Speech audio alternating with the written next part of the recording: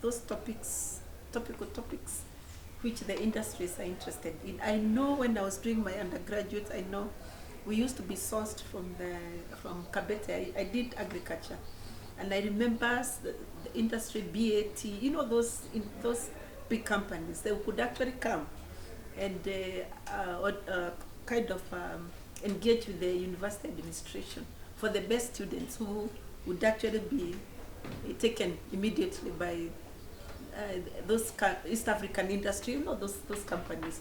But it's not anymore. So do you think what you're suggesting is feasible? I'm suggesting that going forward, maybe we could think of a way of rediscovering that collaboration. Because for lack of this collaboration, the effect is that, as we have observed, students come out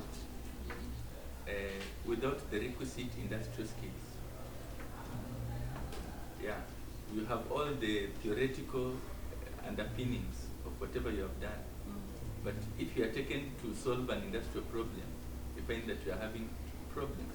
I know that in the developed world, and also there's a lot of push from ILO for collaboration of that nature, where students work closely with industry. You have an industry mentor coming to university to work with the students throughout their program, something like that. Thank you. Yes. Okay. I think what he's saying to some extent is possible. It's only about change of mindset and enhancing the collaborative approach, because I know of financial accounting sector, there are many big industry players who actually go to universities, pick the best students, work with them, even mentor them through their day-to-day job, and then eventually become part of the industry players. And they've even taken to as multinationals, they get to various countries to work in their various branches. So it's still possible to some extent, and it just need to be worked through in my thinking. Okay. Sorry, I wanted to make a comment on. I think as universities, as much as there's the perceived market-driven courses, you know. I know this idea that we are producing students who do not have skills. I think I want to differ. I want to differ in the sense that the industry cannot take all the students we produce. And the industry has jobs for different cadres. So maybe perhaps the job market cannot absorb all the graduates that universities produce. One, because maybe prior to some of us who graduated, I think there used to be mass recruitment in universities by the government. Yeah, by the time you were actually finishing, you already had a job. So we can't keep on saying, and that's why I say I'm differing, that we are producing graduates who do not have skills. I think there are no jobs. And it's not Kenya only. I think I've done I did some survey about youth and jobs, and it came out clearly that it's not a problem of Kenya alone.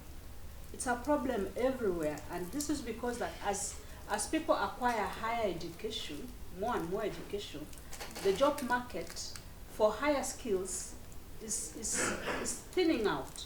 So I don't believe that, because by the time some of the graduates are completing, we have graduates who opt not to get employed and start their own farms. We are having that. So I just wanted to disagree that we don't have the skills. I think perhaps there is a mismatch in the numbers produced for different levels, because if you ask the job market, and maybe that's where TVET maybe perhaps comes in, you'll find that we have JKUAT producing engineers, isn't it? We have Masinde Muliro or Moi producing engineers. Universities producing engineers. If you're a construction firm, you don't need 3 engineers.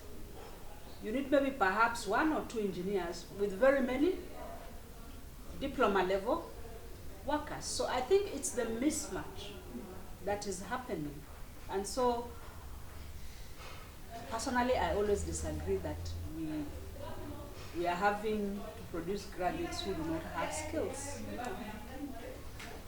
It's a debate we can take over. Yeah, I won't really Yes. on that. But just one last comment about that. The truth is, when I've talked to industry, they tell us how they take our graduates and they have to train them, use quite a good a good amount of money, taking them to South Africa and other places in order to gain certain requisite skills. So the debate is true on both sides. I agree with what you're saying, but also we need to narrow the gap between when our graduates leave and what the industry expects of them. Thank you. Yes. Yes, I'm just going to share my thoughts. From a small experience we have had at Strathmore University, and in this case, INAB Africa to be specific. And I think what Dr. Joseph Sevilla was mentioning earlier on was coming in as a bottleneck around funding.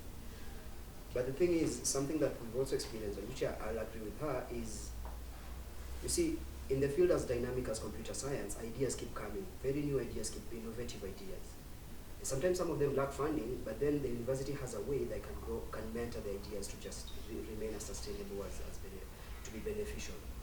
What I've seen in other countries which works, and I think probably it's something our universities need to do, is we need to, as we package our students with the skills, it's true that some of these skills that we have, we even struggle talking to industry, because industry in its framework doesn't have R&D. Probably an industry in its framework doesn't have R&D. So pretty much has not elevated the level of innovation. And then they do not have funds to be able to kind of plow back in a research that can allow growth of what will improve their business or even generate more income for them. So in this case, I have seen this to be really successful. Universities spinning off companies. So like basically a university ends up having an incubation center or something like that. I know we have one at Strathmore. So the thing is, someone